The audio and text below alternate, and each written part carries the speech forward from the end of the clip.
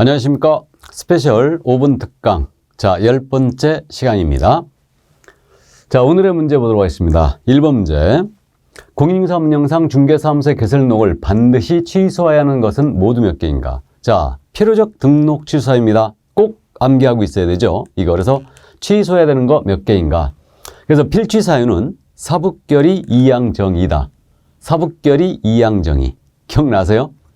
사부 곁에 이양과 정량 둘입니다. 사북결의 이양정의로 암기하는데 사망, 해산했을 때, 부정한 방법으로 등록했을 때, 등록, 그 다음에 결격사유에 해당되었을 때, 그 다음에 이중으로 등록했을 때, 이중으로 소속했을 때, 그 다음에 이제 양도대여를 했거나 다른 사람에게 성명이나 상호를 사용한 업무하겠을 때, 그 다음에 업무정지 중 업무했거나 자격정지를 받은 소공하러 업무하겠을 때, 이게 상습범이죠. 최근 1년 내 2회 이상의 업무정지 먹고 다시 업무정지에 해당했을 때 이게 삼진아웃. 1년 내 업은 삼진아웃이다. 자, 그럼 보겠습니다. 기업, 개인인 개업공사가 개업공사인 법인이 해산한 경우, 해산. 사에 걸렸죠? 5. 다음, 니은, 법인이 아닌 개공이 이 이상의 중개사무소를 둔 경우에요. 이건 이중사무소죠. 그러니까 임취의 1-1입니다. 이거는. 이중사무소는. 이게 그러니까 필취 아닙니다. 디귿입니다. 개업공사가 이 이상의 중개사무소에 소속됐대요. 이거 왜 나란히 배치는지 아시겠죠? 이건 이중소속이에요. 그러면 이때는 필취죠. 필취의 1-1이에요. 이거는. 그래서요. 이게 요 두 개를 구분하세요.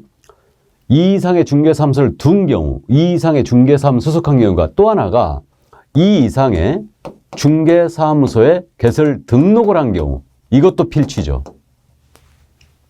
이중자 들어가는 거. 이 중에 이중사무소만 임취예요. 이중사무소만. 이걸 주의하시라는 얘기고 다음 리을 손해배상 책임을 보장하는 조치를 이행하지 않았다. 이게 뭐예요? 보증. 보증을 설정하지 아니하고 업무를 개시했다. 임취죠 이건. 의뢰인보조치 위반했으니까. 의무적 등록 취소. 다음 미음 자격정지 기간 중에 있는 소공으로 하여금 중개 업무를 하겠다. 이게 특이하기 때문에 잘 내죠. 아니 바쁘면 일 좀 시킬 수 있지. 자격정지 받는 자로 하여금 업무를 시키면 등록 취소입니다. 필취. 그래서 아주 잘 내고 있고 그래서 이제 이거는 필취 맞습니다. 정에 걸렸죠. 정. 다음 비읍 최근 1년 내 이 법에 의하여 2회 이상의 업무정지 받고 다시 업무정지. 이게 삼진아웃이죠. 1년 내 삼진아웃 필취입니다. 그럼 해당하는 거 몇 개? 4개였습니다. 4개가 3번에 있죠. 옮겨 적을 때 주의하십니다. 4번에 턱 짚고 오시면 안 됩니다. 3번이에요. 자, 그러면 2번 문제 보겠습니다. 자격 취소 사유에 해당하지 않는 거. 자, 자격 취소 해당하지 않는 거 그랬는데 자격 취소는 부양정 징이죠. 저쪽 애들이 부양정 많이 갖고 있다고 그랬는데 부정한 방법으로 자격을 취득했을 때 부정 취득이죠. 이거는 형벌이 없어요. 그 다음에 양도대여를 했을 때 자격정지 중 업무했거나 자격정지 중 이중속했을 때 그 다음에 징, 이 법 위반 징역형이다. 우리 법이다. 우리 자격증이니까 전문 자격증이니까 우리 법 위반 징역형 또는 징역형의 집행유예 봤을 때죠. 부양정, 징. 자, 1번 갑니다. 소공사가 이 이상의 중개사무 소속했다. 이 이상의 중개사무 소속이다. 소속. 이중속이죠. 이건 자격정지죠. 그죠? 자격정지입니다.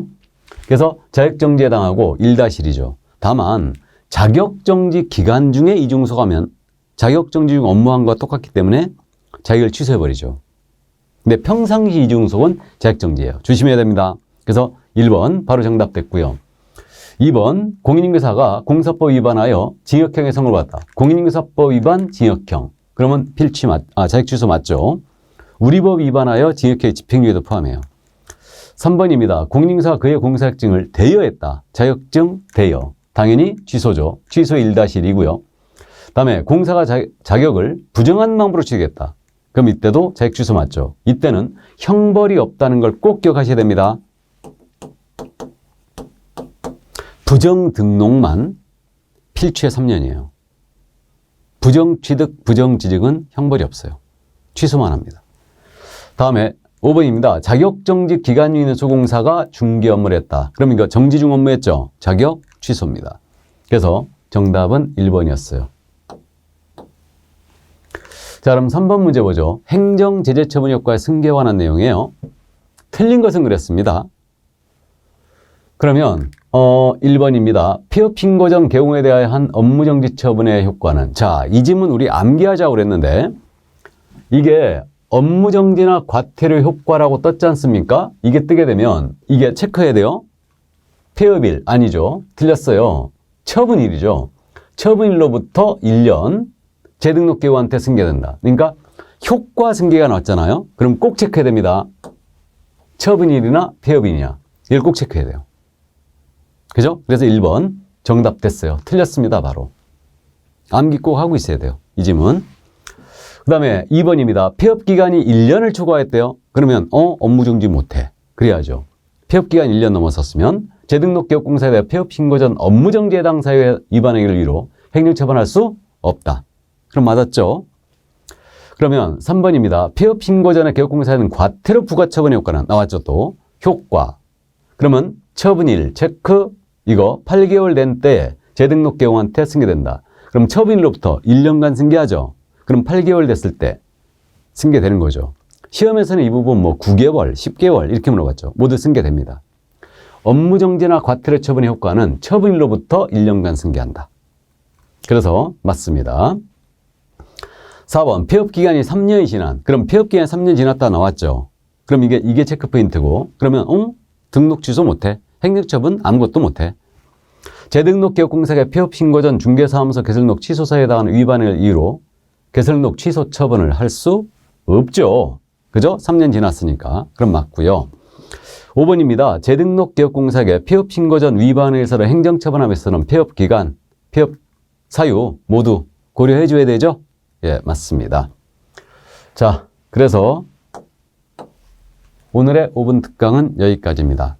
건강 늘 유의하시고 다음 시간에 건강한 모습으로 뵙겠습니다. 수고하셨습니다.